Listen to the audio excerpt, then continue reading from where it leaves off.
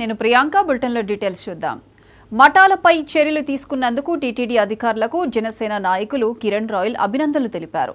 అలాగే వైసీపీ ప్రభుత్వం హయాంలో తిరుమలలో అక్రమంగా ఏర్పాటు చేసుకున్న కట్టడాలపై కూడా నిఘా పెట్టాలి. తిరుమలలో గత 5 ఏళ్లుగా తట్టల వ్యాపారం చేస్తున్న వైసీపీ వాళ్లే నేటికి కొనసాగుతున్నారని కిరణ్ రాయల్ మండిపడ్డారు. కొండపై పెళ్లిళ్ల పేరుతో మఠాలలో జరుగుతున్న దోపిడీని అరికట్టేలా టీటీడీ పాలక మండలి చర్యలు తీసుకోవాలని కిరణ్ రాయల్ విజ్ఞప్తి చేశారు. ఎవరికీ భయపడనన్న ఆర్జీవీ ఇప్పుడు అరెస్ట్ చేస్తారని దాక్కున్నారు. దమ్ముంటే పోలీసులకు లొంగిపోవాలని ఆర్జీవీకి సవాల్ విసిరారు.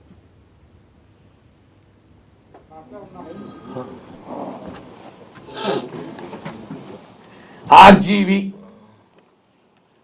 ఎవరికి భయపడడు అంటాడే కానీ బాగా భయపడ్డాడు.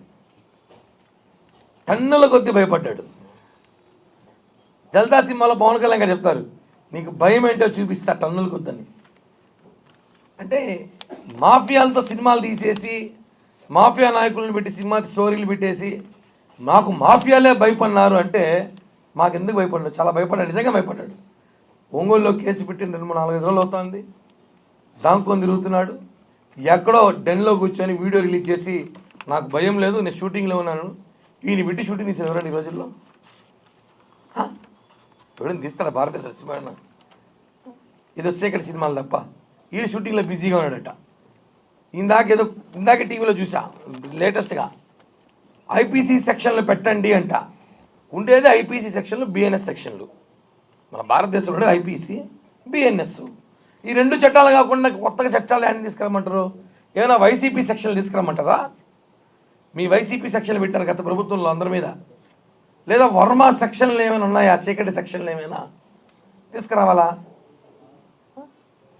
రాంగోపాల్ వర్మ నేను ఎవరికి భయపడని చెప్పి బాగా భయపడి దాముకున్నాడు. నువ్వేం తప్పు చేయనప్పుడు రా, బయటికి రా, పోలీసులు సహకరించు. నాకు భయం లేదు, నేను ఎవరికి భయపడను అన్నాడు. ఈరోజు ఎక్కడున్నావు? నీ మీద కేసు నమోదైంది, విచారించాలి కదా, నువ్వు కనీసం పోలీసులు సహకరించాలి కదా. ఇదైనా చట్టాన్ని నువ్వు గౌరవించేది?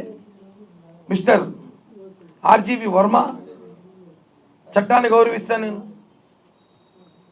నేను చెప్తున్నాను కదా పోలీసులకి. మొత్తం ఒంగోలు పోలీసు అందరూ కూడా తాడేపల్లి ప్యాలెస్కి వెళ్ళండి, వర్మ అక్కడున్నాడు.